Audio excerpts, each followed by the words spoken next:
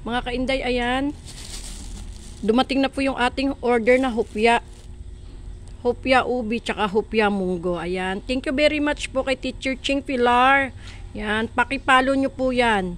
Si Teacher Ching Pilar. Yung magandang teacher namin dito sa elementary ng Manatal. Yan po. Ito po yung nasunog nating saging. Yan. Namuntik na maging uling. Pero okay naman. Masarap pa naman siya. Yan. Ay, nako.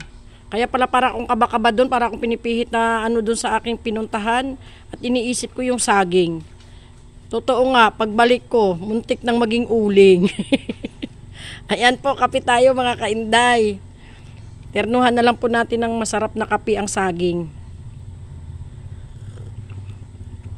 Almusal na po tayo mga kainday at thank you very much po kay Teacher Ching sa masarap na hopya. Hopya tipas. Yan. Order po kayo sa kanya. Masarap po yung hopya. Yan.